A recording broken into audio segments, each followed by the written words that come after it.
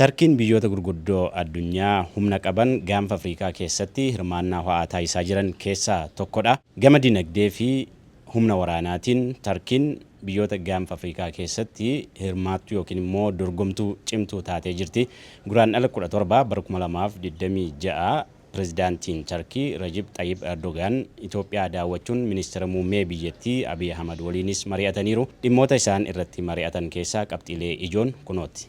Affeerraa ministeera muummee Itoophiyaa Abiy Ahmadiin Itoophiyaa daawwachuun isaanii kan himamu Pireezidaanti Erdogan beekamtiin biyyummaa Israa'el Somaalilaandiif kennite Somaalilaandis ta'e gaanfa Afrikaaf faayidaa tokkollee hin qabu jechuun dubbataniiru. Biz bölgenin sorunlarına yine bölge ülkelerinin Rakkooleen naannawa kanaa biyyoota naannawa kanaan furamuu qabu. Naannoon kun dirree waraanaa namoota alaa ta'uun qabu. Gama kanaan beekamtiin Israa'el bulchiinsa Somaaliyaa irraa adda baatee ofiin of bulchitu Somaalilaandiif kennite Somaalilaandis ta'e gaanfa Afrikaaf faayidaa hin qabu. tanımasının ne Somaliland'e ne de Afrika boynuzuna faydası olmadığını tekrar vurgulamak istiyorum. Pireezidaantiin Turkii kun waggaa 11 booda Finfinnee daawwachuutti akka gammadanis ibsaniiru. Itoophiyaa fi Turkiin gama misoomaawwan bu'uuraa kanneen akka damee baaburaa fi maloota geejjibaa kaaniin gama indastiriin akkasumas sararoota humna ibsaa daddabarsan diriirsuun qindoomina cimaa akka qaban ibsan Pireezidaanti Erdogan. Pireezidaantichi Itoophiyaan seenaa amantii Islaamaa keessatti gahee dorgomaa hin qabnellee akka qabdu ibsaniiru.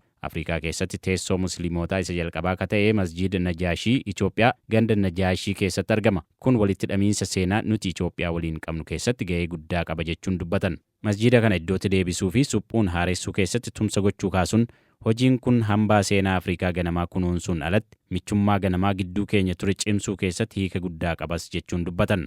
Hariiroon Tarkii fi Itoophiyaa jaarraa tokko ol kan lakkoofsisedha. Ofii hariiroon biyyoota lameenii kun akkamiin eegale ammoo sadarkaa maaliirra jira?